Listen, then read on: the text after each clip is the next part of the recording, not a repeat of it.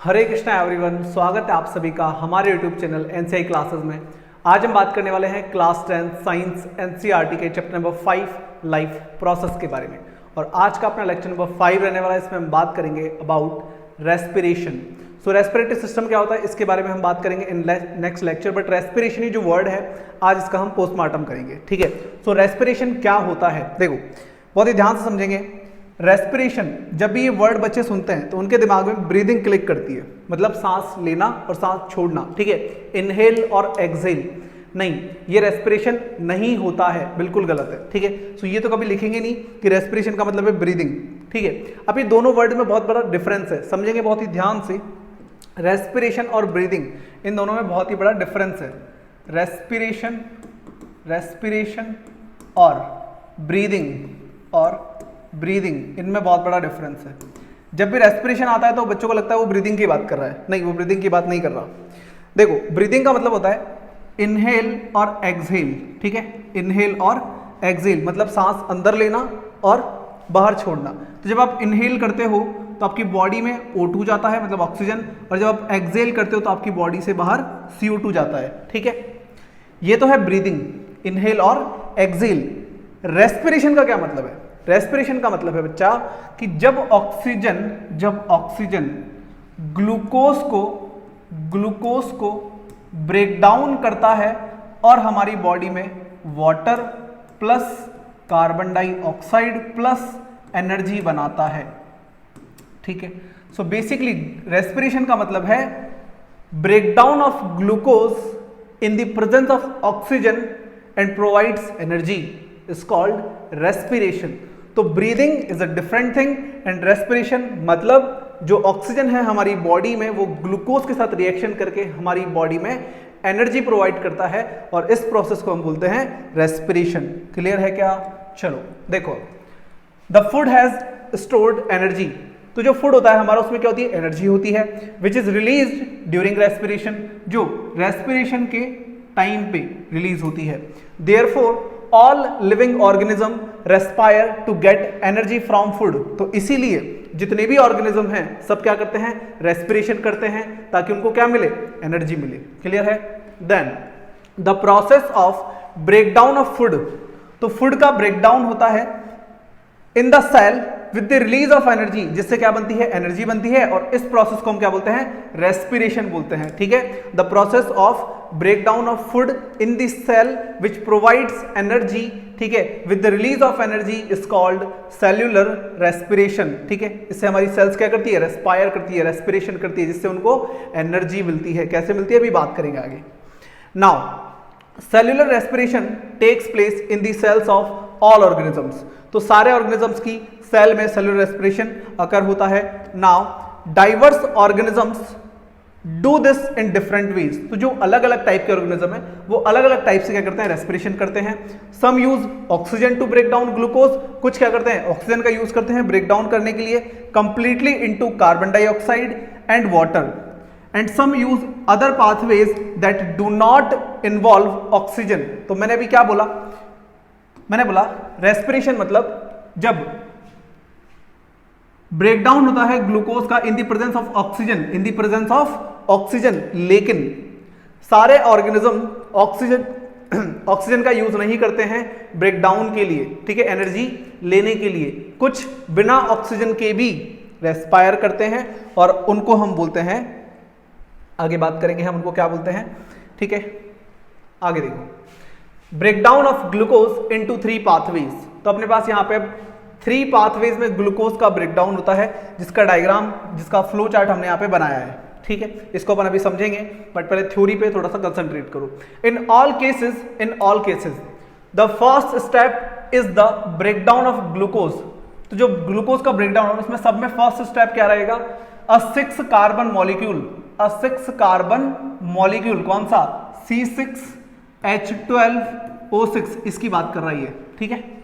तो C6H12O6 ये 6 carbon molecule है, ये ब्रेकडाउन होता है इनटू अ 3 कार्बन मॉलिक्यूल। ये 3 कार्बन मॉलिक्यूल में ब्रेकडाउन होता है, इसको बोलते हैं पाइरूवेट। क्या बोलते हैं? पाइरूवेट बोलते हैं। क्या बोलते हैं? पाइरूवेट। तो हमारा जो ग्लूकोज है उसमें तो 6 कार्बन्स होते हैं और पाइरुवेट में 3 कार्बन्स होते हैं। This process takes place in cytoplasm. तो ये आपको याद रखना है कि ये प्रोसेस कहां होता है, साइटोप्लाज्म में होता है, ठीक है। जो ग्लूकोज का ब्रेकडाउन हो रहा है इनटू साइटोप्लाज्म, कहां हो रहा है, साइटोप्लाज्म हो रहा है, ठीक है। यहाँ पे साइटोप्लाज्म लिखा हुआ है। तो ग्लूकोज का ब्रेकडाउन होता है इनटू साइटोप्लाज्म और उससे क्या बनता है, पाइरुवेट बनता है जिसमें 3 कार्बन होते हैं, ठीक है, और साथ में थोड़ी सी एनर्जी बनती है, ठीक है। Then there are some organisms such as yeast that can survive in the absence of air। absence of air का क्या मतलब है कि उसको ऑक्सीजन की जरूरत नहीं है, उसको ऑक्सीजन की जरूरत नहीं है, ठीक है। तो जो यीस्ट है वो बिना ऑक्सीजन के भी सर्वाइव कर सकती है, तो दे आर कॉल्ड एनारोब्स। तो उनको हम क्या बोलते हैं, एनारोब्स बोलते हैं। तो जो ऑर्गेनिजम्स बिना ऑक्सीजन के सर्वाइव कर लेते हैं, अपना रेस्पिरेशन कर लेते हैं, खुद को एनर्जी ले लेते हैं, उनको हम बोलते हैं एनारोब्स। क्या बोलते हैं, anaerobes. They get energy through anaerobic respiration, ठीक है। उनको एनर्जी कहां से मिलती है, एनारोबिक रेस्पिरेशन। एनारोबिक का क्या मतलब है, एनारोबिक का मतलब है कि वहां पे ऑक्सीजन का प्रेजेंस नहीं है, ठीक है, ऑक्सीजन क्या है, एब्सेंट है। Then when breakdown of glucose with the use of oxygen, तो जब ग्लूकोज का ब्रेकडाउन होता है किससे, ऑक्सीजन की हेल्प से, it is called aerobic respiration. उसको हम बोलते हैं एरोबिक रेस्पिरेशन, ठीक है। बहुत ही इंपॉर्टेंट पॉइंट है, यहां पे इनमें डिफरेंस आपसे पूछा जाता है कभी कभी, ठीक है। एरोबिक और एनारोबिक में डिफरेंस बताओ। तो एरोबिक का मतलब है जब ग्लूकोज का ब्रेकडाउन होगा इन द प्रेजेंस ऑफ ऑक्सीजन, और एनारोबिक का मतलब है जब ग्लूकोज का ब्रेकडाउन होगा इन द एब्सेंस ऑफ ऑक्सीजन, ठीक है, उसको हम बोलेंगे एनारोबिक। एरोबिक मतलब हो गया जहां पे ऑक्सीजन प्रेजेंट है, एनारोबिक मतलब हो गया जहां पे ऑक्सीजन प्रेजेंट नहीं है। When breakdown of glucose without the use of oxygen is called anaerobic respiration. तो उसको हम बोलते हैं एनारोबिक रेस्पिरेशन, ठीक है। When breakdown of glucose without the use of oxygen, इसको हम बोलते हैं एनारोबिक रेस्पिरेशन, और जब ऑक्सीजन का यूज होगा तो उसको बोलेंगे एरोबिक रेस्पिरेशन, ठीक है। तो दोनों में डिफरेंस आपको याद रखना है। नाउ तो ये जो फ्लो चार्ट है इसको मैं अलग से बनाता हूं, देखो बात समझो। होता क्या है, सबसे पहले जो ग्लूकोज है उसमें क्या होता है, C6H12 और O6। यहां पे क्या है, 6 कार्बन मॉलिक्यूल है। तो सबसे पहले ये ब्रेकडाउन होता है किसमें, साइटोप्लाज्म में, किसके अंदर, पाइरुवेट में, ठीक है, पाइरुवेट में ब्रेकडाउन होता है जिसमें 3 कार्बन मॉलिक्यूल्स होते हैं, ठीक है, और साथ में क्या बनती है, थोड़ी सी एनर्जी बनती है, ठीक है, साथ में क्या बनती है, एनर्जी बनती है। नाउ अब ये जो पाइरुवेट है ये 3 पार्ट्स में डिवाइड होता है, ठीक है। ये 3 टाइप से आगे डिवाइड हो सकता है। सबसे पहले in presence of oxygen, in presence of oxygen, presence of oxygen, ठीक है। देन सेकंड पाथवे हो सकता है लेस ऑक्सीजन, मतलब ऑक्सीजन तो है लेकिन उसकी क्वांटिटी क्या है, कम है, लेस ऑक्सीजन। फिर हो सकता है एब्सेंस ऑफ ऑक्सीजन, ऑक्सीजन है ही नहीं, एब्सेंस ऑफ ऑक्सीजन, ऑक्सीजन है ही नहीं, ठीक है। तो जब इन प्रेजेंस ऑफ ऑक्सीजन होगा, जब ऑक्सीजन प्रेजेंट होगा मतलब एरोबिक रेस्पिरेशन होगा, तो वहां पर जब ग्लूकोज पाइरुवेट में कन्वर्ट होने के बाद में जब ऑक्सीजन से रिएक्शन करेगा तो अपन को 3 चीजें देगा, CO2 plus H2O plus energy, ठीक है। एक पाथवे में तो ये बनेगा। दूसरे में जब लेस ऑक्सीजन होगा तब यहां पे बनता है lactic acid plus CO2 plus energy, ठीक है, plus CO2 plus energy, lactic acid plus CO2 plus energy, ठीक है। इसमें CO2 नहीं दिखा रखा है इसमें, चलो कोई ना। देन एब्सेंस ऑफ ऑक्सीजन जो होता है मतलब ऑक्सीजन प्रेजेंट ही नहीं है, ऑक्सीजन प्रेजेंट ही नहीं है, तो यहां पे बनता है इथेनॉल, ठीक है, ethanol plus CO2 plus energy, ठीक है। क्लियर है, बात समझ में आ रही है। नाउ तो इन तीनों में ही एनर्जी तो बन रही है, इन तीनों में ही एनर्जी तो बन रही है, तो इसी को तो रेस्पिरेशन बोल रहे हैं कि जब एक ऑर्गेनिज्म रेस्पायर करता है, ग्लूकोज का ब्रेकडाउन करता है टू रिलीज एनर्जी, इसको हम क्या बोलते हैं, रेस्पिरेशन। तो रेस्पिरेशन तो तीनों में हो रहा है, लेकिन यहां पे ऑक्सीजन के प्रेजेंस में हो रहा है, यहां पे लेस ऑक्सीजन में हो रहा है, और यहां पे तो ऑक्सीजन है ही नहीं। तो ये तो हो गया अपना एनारोबिक रेस्पिरेशन, ये हो गया एरोबिक रेस्पिरेशन। और कभी कभी हमारी मसल्स मतलब हमारी बॉडी क्या करती है, एनारोबिक रेस्पिरेशन भी करती है, एनारोबिक रेस्पिरेशन भी करती है। मतलब जहां पे ऑक्सीजन की क्वांटिटी कम होती है वहां पे हमारी बॉडी में फिर क्या हो जाता है, एनारोबिक रेस्पिरेशन हो जाता है।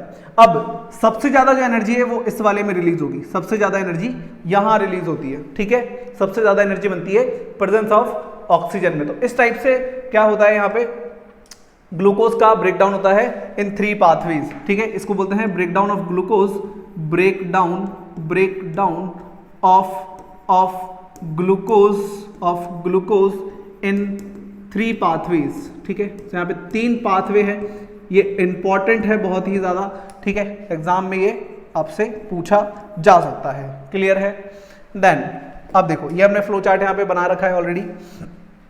तो यहाँ पे सबसे पहले our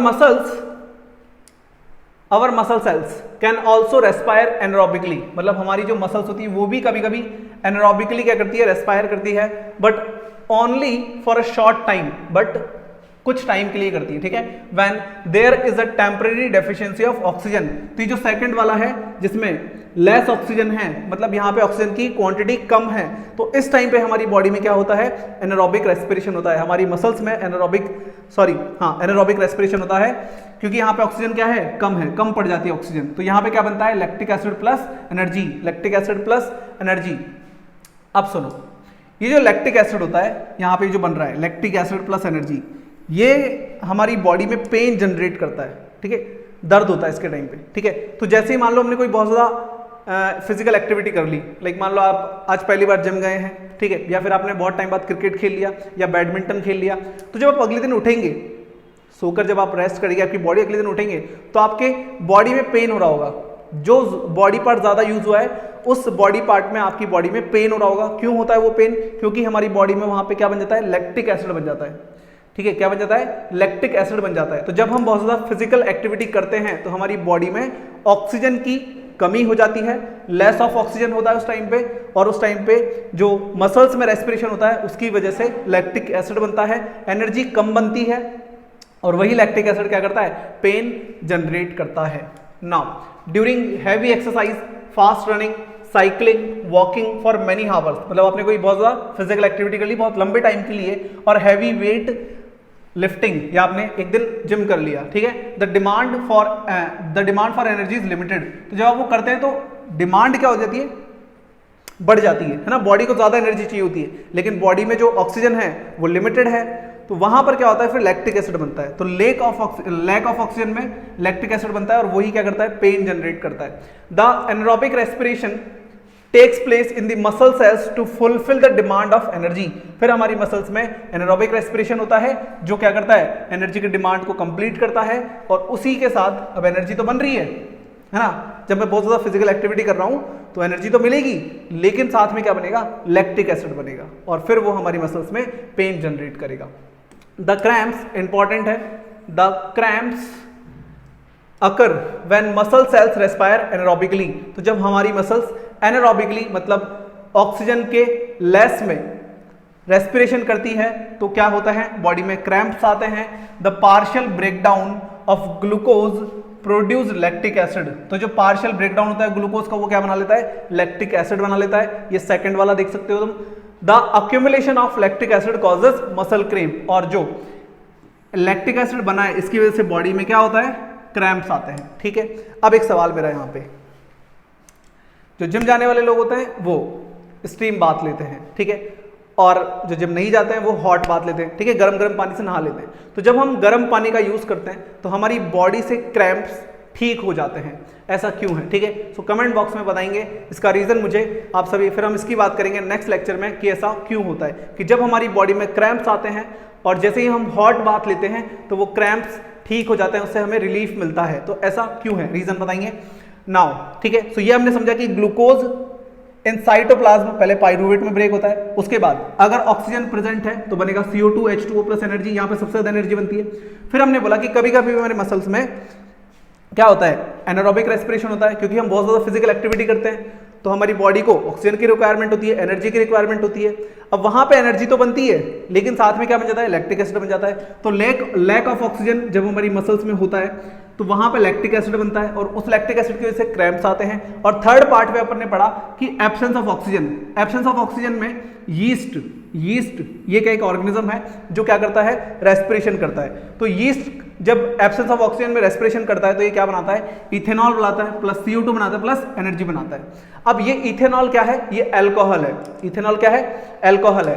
तो आपको पता होना चाहिए कि ये जो यीस्ट है इसका यूज किया जाता है to make alcohol and wines and drinks. ठीक है, वाइन बनाने के लिए, ठीक है, अल्कोहल बनाने के लिए इसका यूज किया जाता है। क्लियर है, क्योंकि यहां पे इथेनॉल बन रहा है नाउ। तो ये 3 पाथवेज में ग्लूकोज ब्रेकडाउन हो सकता है। नेक्स्ट देखो, the energy released during cellular respiration. तो जब सेल्यूलर रेस्पिरेशन होगा is immediately used to synthesise a molecule called ATP. ATP मतलब होता है एडिनोसिन ट्राइफॉस्फेट। क्या मतलब है इसका, ये एनर्जी करेंसी है, ये एनर्जी करेंसी है। मतलब जितनी भी एनर्जी बॉडी में बन रही है वो छोटे छोटे यूनिट्स में कंबाइन हो जाती है और इस एक यूनिट को अपन बोलते हैं एडिनोसिन ट्राइफॉस्फेट। क्या बोलते हैं, एडिनोसिन ट्राइफॉस्फेट। हमारी बॉडी में पहले से एडीपी होता है, मतलब एडिनोसिन डाइफॉस्फेट। ठीक है, उस एडिनोसिन डाइफॉस्फेट से जब एक फॉस्फेट मिलता है तो हमारी बॉडी में क्या बन जाता है, एटीपी बन जाता है, एडिनोसिन ट्राइफॉस्फेट बन जाता है। ये एनर्जी की यूनिट्स है। ठीक है, ये करेंसी है एनर्जी की। तो जैसे ही हमारी बॉडी में, मान लो मैंने खाना खाया, अब हमारे स्टमक को क्या है, एनर्जी चाहिए खाने को पचाने के लिए, तो एटीपी का एक मॉलिक्यूल वहां से आएगा और बॉडी को एनर्जी प्रोवाइड करेगा, स्टमक को एनर्जी प्रोवाइड करेगा। तो एटीपी के फॉर्म में हमारी बॉडी में एनर्जी स्टोर रहती है और जब उसकी रिक्वायरमेंट होती है वो बॉडी पार्ट में एटीपी भेजा जाता है एंड देन वहां से उसका ब्रेकडाउन होकर बॉडी को एनर्जी मिलती है, which is used to fuel all other activities in the cell. और उसी से फिर हमारी बॉडी में जितनी भी एक्टिविटीज हैं सबके लिए एनर्जी प्रोवाइड करी जाती है। एज अ फ्यूल वो एटीपी काम करता है। बात समझ रहे हो, तुमने जो भी खाना खाया, अब मान लो तुम एक दिन फास्ट कर रहे हो, तुमने कुछ नहीं खाया, तो क्या तुम्हारी बॉडी को एनर्जी नहीं मिलेगी, मिलेगी ना बाबा। कहां से मिलेगी, एटीपी से मिलेगी। कहां से मिलेगी, एटीपी से मिलेगी। तो जिस दिन हम फास्ट करते हैं हमारी बॉडी में जो एनर्जी हमें मिलती है वो कहां से मिलती है, एटीपी से, क्योंकि हमारी बॉडी एटीपी के फॉर्म में जो भी हमने एक दिन पहले कुछ खाया था उससे एनर्जी स्टोर कर लेती है और फिर जब उसकी रिक्वायरमेंट होती है उस बॉडी पार्ट में वो एटीपी को भेजती है और हमें एनर्जी देती है। In this process ATP is broken down giving to rise to a fixed amount of energy. ठीक है, तो जब एक एटीपी का मॉलिक्यूल ब्रेक डाउन होता है तो एक फिक्स अमाउंट में एनर्जी बनती है। ठीक है, which can drive the endothermic reaction. और एक बात बताओ, जहां पर एनर्जी कंज्यूम हो रही है, जहां पर एनर्जी कंज्यूम हो रही है उसको क्या बोलते हैं, एंडोथर्मिक रिएक्शन। ठीक है, सो जो एटीपी है इसका ब्रेकडाउन हो रहा है किसकी वजह से, एनर्जी की वजह से।